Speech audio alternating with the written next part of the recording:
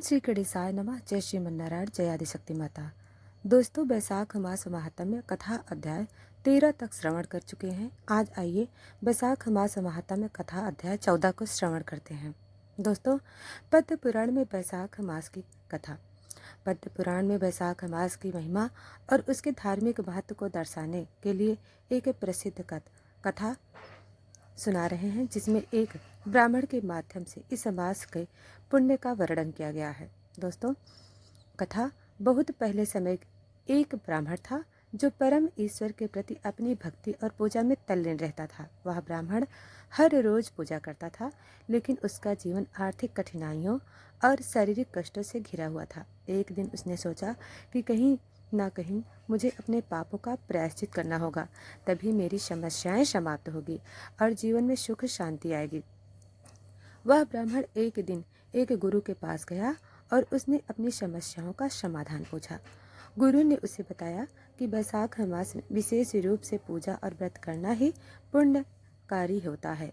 गुरु ने कहा, यदि तुम इस मास में गंगा स्नान करो और भगवान विष्णु की पूजा अर्चना करो तो तुम्हारे सभी पाप नष्ट हो जाएंगे और तुम्हें जीवन के सर्वश्रेष्ठ सुख मिलेगा। ब्राह्मण गुरु की बातों पर विश्वास करके बैसाख माह के पहले दिन गंगा में स्नान करने के लिए गया। वहां उसने पूरी श्रद्धा से स्नान किया और भगवान विष्णु का ध्यान करते हुए पूजा अर्चना की। पूजा के दौरान उसने अपने जीवन के पापों का प्रायश्चित किया और भगवान से क्षमा की प्रार्थना की। कुछ ही दिनों में ब्राह्मण के जीवन में चमत्कार परिवर्तन होने लगा। उसकी आर्थिक स्थिति सुधरने लगी, स्वास्थ्य में सुधार हुआ और उसके परिवार में भी सुख शांति छा गई।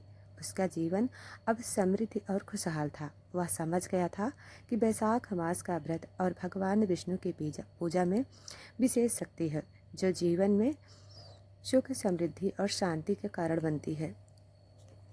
दोस्तों, यह कथा हमें यह संदेश देती है कि बैसाख मास एक विशेष समय है जब पूजा, व्रत और प्रायश्चित से हम अपने पापों से मुक्त हो सकते हैं और भगवान का आशीर्वाद प्राप्त कर सकते हैं। इस महीना में की गई पूजा, दान और तपस्या जीवन को सुधारने के लिए महत्वपूर्ण उपाय है।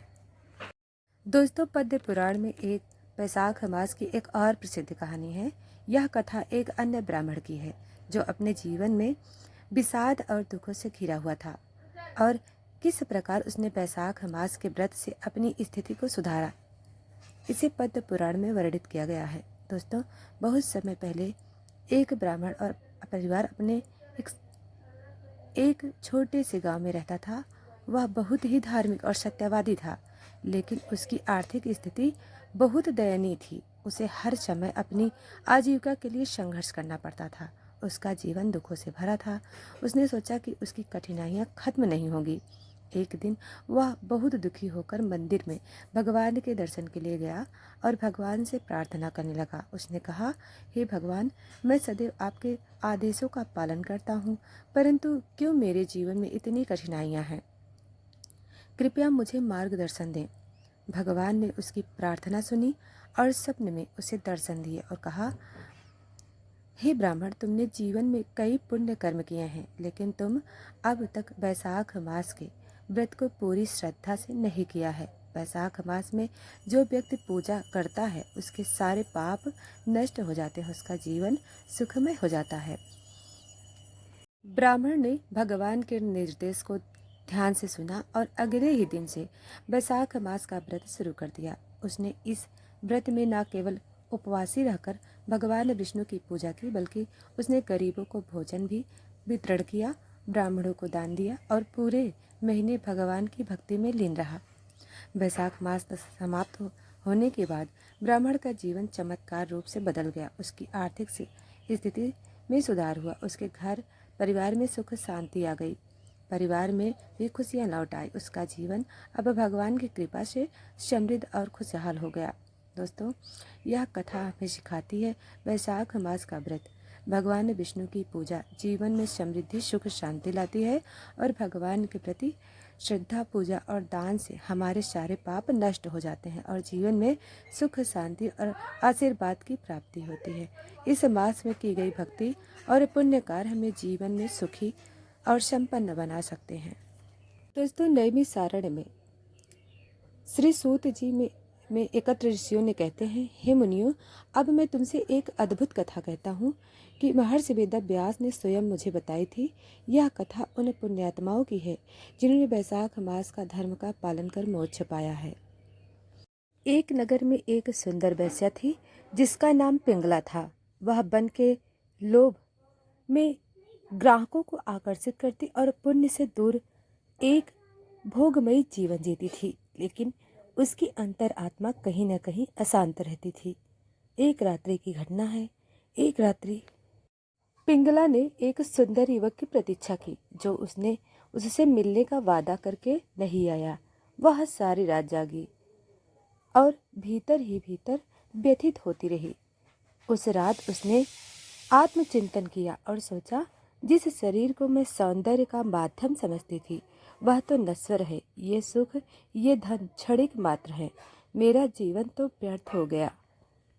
उसका हृदय ग्लानि से भर गया और उसने उसी समय निश्चय किया, अब मैं अपने बचे जीवन को पुण्य में लगाऊंगी। मैं बैसाख मास का व्रत करूंगी और सत्य, दया और सेवा का मार्ग अपनाऊंगी। पिंगला का जीवन परिवर्तन। पिंगला ने बैसाख मास में गंगा स्नान किया, तुलसी की सेवा की, ब्राह्मणों को दान दिया, एक निष्ठ व्रत रखा और प्रभु का भजन किया। उनका मन शुद्ध होता गया और अंत में उसने मोक्ष प्राप्त किया। भगवान विष्णु ने उसे दर्शन देकर कहा, हे पिंगला, तूने न केवल अपने जीवन में सुधारा बल्कि अनेक स्त्रियों के लिए प्रेरणा बन गई। बैसाख मास का व्रत तुझे स्वर्ग नहीं साक्षात मोक्ष प्रदान करेगा। ऋषियों ने जब यह कथा सुनी तो उनके नेत्रों से आंसू आ गए। उन्होंने कहा, हे सूत जी, यह कथा तो पतितों को भी ताड़ने वाली है। बैसाख मास का महात्म्य सचमुच अनंत है। दोस्तों, यह अध्याय हमें सिखाता है कि कोई भी कितना भी पतित क्यों न हो, यदि वह सच्चे हृदय से प्रायश्चित कर बैसाख मास में धर्म के मार्ग पर चले तो मोक्ष अवश्य प्राप्त हो सकता है। दोस्तों, यह आज की अध्याय समाप्त हुआ। हम आगे का अध्याय कल सुनाएंगे। वीडियो को लाइक सब्सक्राइब नहीं किया है तो अभी कर लें। धन्यवाद।